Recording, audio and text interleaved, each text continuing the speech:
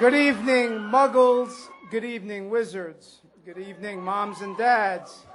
Good evening, grandmas and grandpas. It's my great pleasure to welcome our special guest, Jim Dale.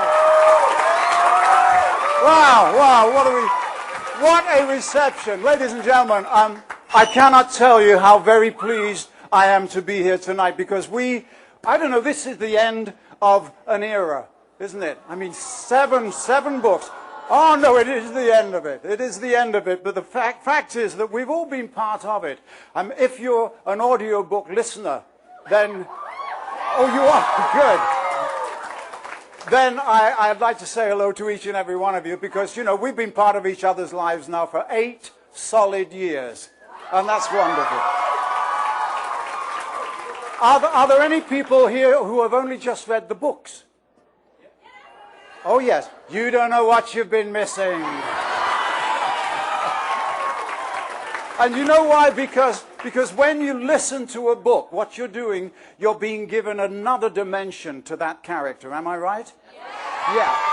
Suddenly the character in the written word is now coming to life because he is now, or they are, speaking the words that the author wants you to hear in the dialect, probably, that the author wants you to listen to. So I'm thrilled to bits that all of you have stayed with it, and I'm thrilled to bits that I haven't kicked the bucket since I finished. Now, I'm not going to introduce all of these sections of reading, because you know it all. You know from book 1 to 7. So let's start off with this. See if you remember this. The door swung open. A tall, black-haired witch in emerald green robes stood there. She had a very stern face, and Harry's first thought was that this was not someone to cross. "Welcome to Hogwarts."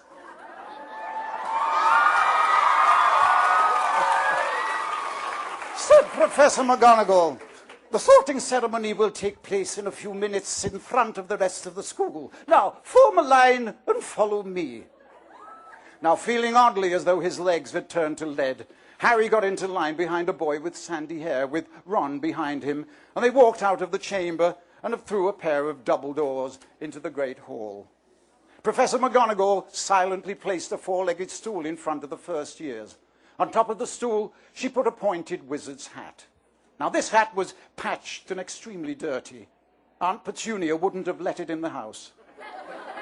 Maybe they had to try and get a rabbit out of it, Harry thought wildly, and that seemed the sort of thing. Noticing that everyone in the hall was now staring at the hat, he stared at it too. And for a few seconds, there was complete silence, and then the hat twitched. A rip near the brim opened wide like a mouth, and the hat began to sing. "Oh, you may not think I'm pretty, but don't judge on what you see. I'll eat myself if you can find a smarter hat than me. You can keep your bowlers black, your top hat sleek and tall, for I'm the Hogwarts sorting hat, and I can cap them all."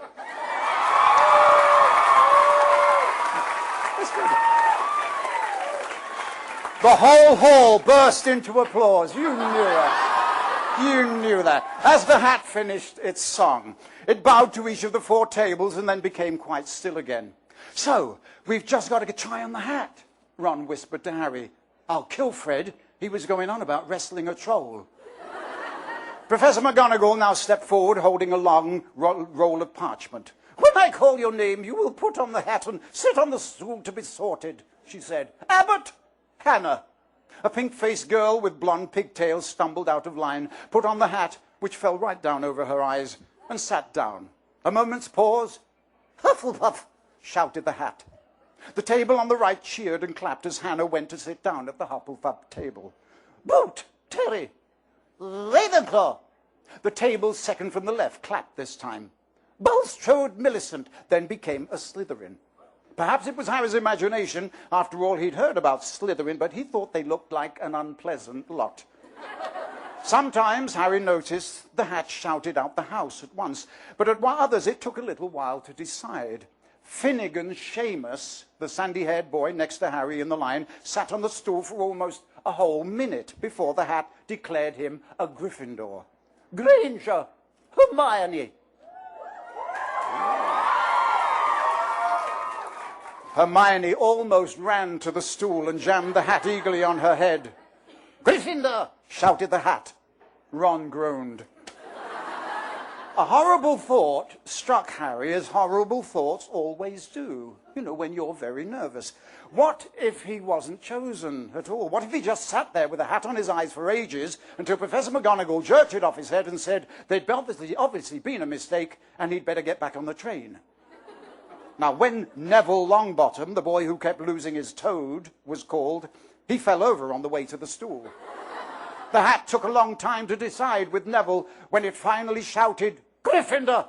Neville ran off with it still on and had to jog back amid gales of laughter to give it to McDougal Morrig.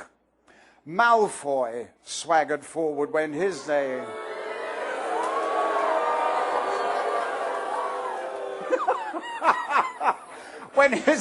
I'm dribbling, just a minute. Malfoy swaggered forward when his name was called and got his wish at once. The hat had barely touched his head when it screamed, "Slytherin!" Malfoy went to sit with his friends, Crabbe and Goyle, looking pleased with himself.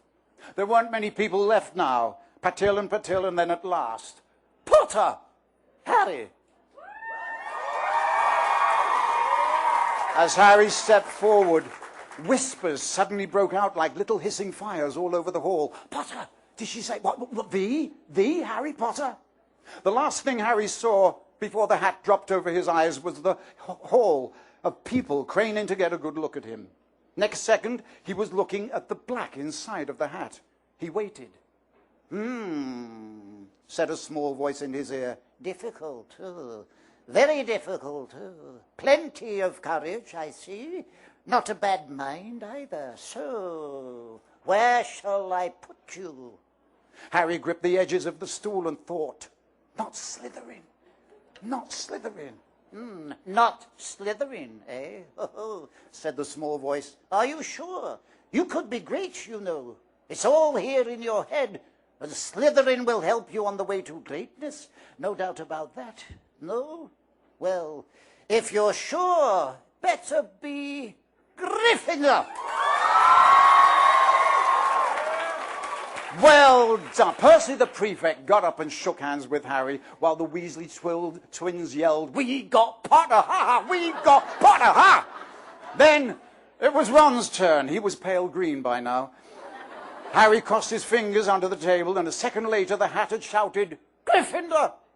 "Well done, Ron, excellent," said Percy Weasley pompously across Harry. Professor McGonagall rolled up her scroll and took the sorting hat away. Albus Dumbledore had gotten to his feet. Yes. He was beaming. He was beaming at the students, his arms open wide as if nothing could have pleased him more than to see them all there. "Welcome," he said. "Welcome to a new year at Hogwarts. Before we begin our banquet, I would like to say a few words.